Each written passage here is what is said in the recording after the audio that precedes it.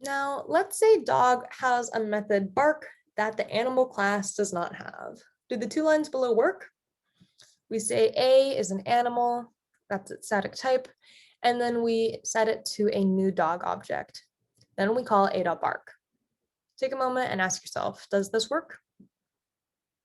And you might say, well, duh, A is really a dog and a dog can bark, so this works. But remember, the compiler doesn't know that. What the compiler sees is the static type. And so going back to our magic box analogy, you can imagine the compiler, we say, okay, we're going to get an animal box and we're going to write animal on in the side. That's the label. And then we say, okay, what's going in there? A dog? Yeah, sure. A dog can go in a box that holds animals, right? And so we put the dog in the animal box and we seal it up, I guess like poke little holes so it can breathe, right? And then the compiler forgets what's in there. It's taped up the box and it says, okay, this is just the box. It says animal. There's an animal in there. That's all the compiler knows. And so after this line, once it said, okay, yeah, you can put the dog in the box, seals it up, it forgets, it's not going to remember that A is really a dog.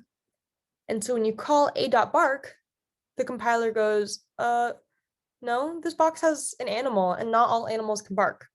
The animal class doesn't have a bark method. Who knows what's in there? It could be a squid, it could be a hippo. Those don't bark, right? And so we cannot call this. And this is kind of frustrating. It's like, compiler, listen to us. Like, we know what's really in there. And so this is what casting is good for.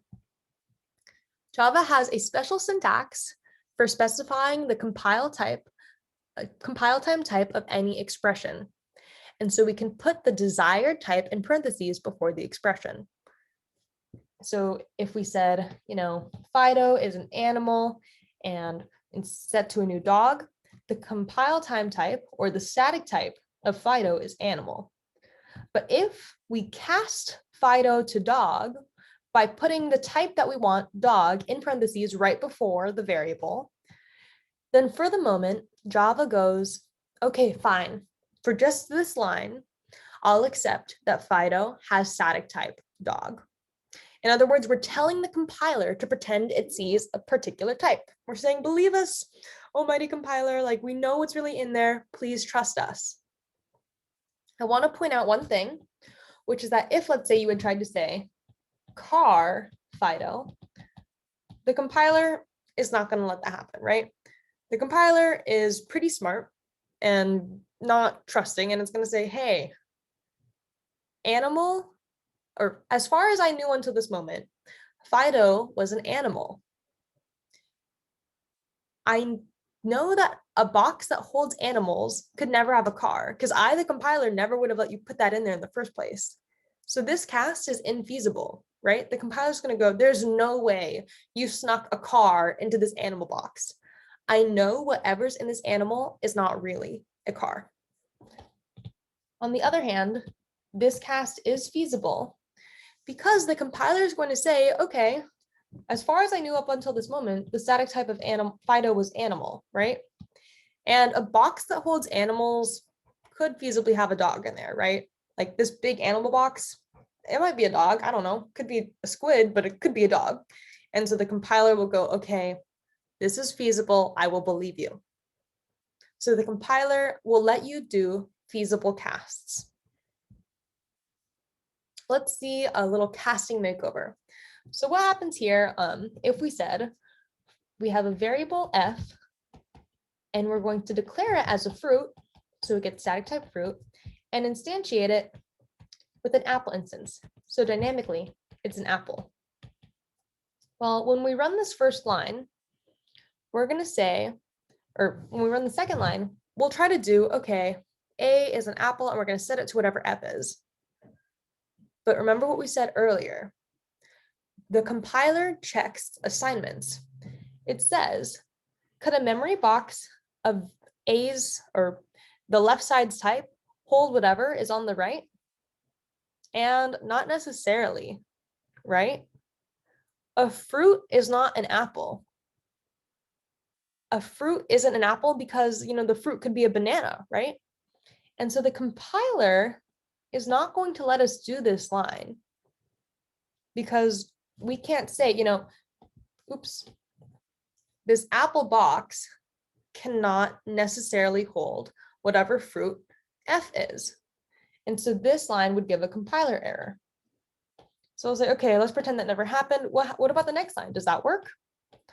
And again, we're thinking for ourselves, well, F is really an apple, so can't we call an apple method like apple juice?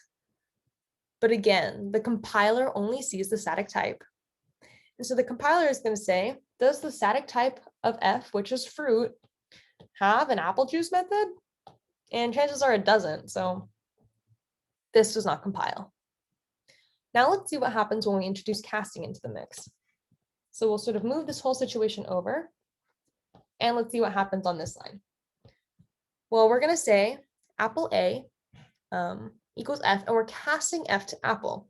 So for this line only, we tell the compiler, hey, temporarily just trust us that this is an apple, right?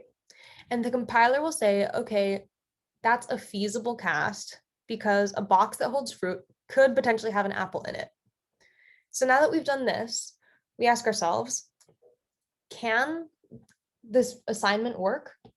Can the variable, can a variable box of type apple hold something of type apple? Because this, the compiler is saying that this is an apple. And of course, an apple box can hold an apple. So now this line works, yay. And we have a with static and dynamic type apple. Cool. What about the next line? So again, remember that the cast only worked for one line, but then on this line, we go ahead and do the cast again. And so again, it's a feasible cast. So the compiler goes, okay, for this line, I'll believe you that F is an apple. And then we call apple juice. And so again, because the compiler for this line believes the static type of F is apple, it's going to go to the apple class and find the apple juice method, and this all works. And so once again, it compiles, and we've gone from erroring to compiling using casting. This is really cool.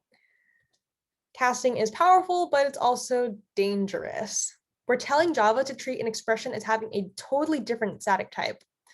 And we're basically telling the compiler to ignore its type checking duties. But it doesn't actually change anything, right? Sunglasses don't make the world dark. If we tell the compiler a variable is one type, that doesn't change what it really is at runtime. And so in this example, let's say we say F is a fruit, and it's going to dynamically be an apple. And so again, we have this static dynamic fruit apple for F. And then we're going to say on the next line, oh, compiler, please believe us. The dynamic type of F is banana. Like, trust me, what's in there is a banana. And the compiler goes, okay, I guess, like, as far as I knew, F was a fruit, but I suppose a box that holds fruit could hold a banana.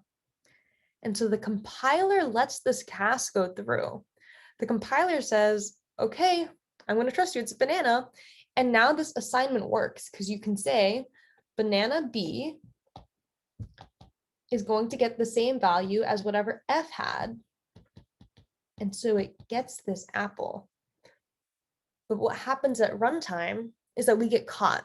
It sees this cast and realizes an apple is not a banana, right?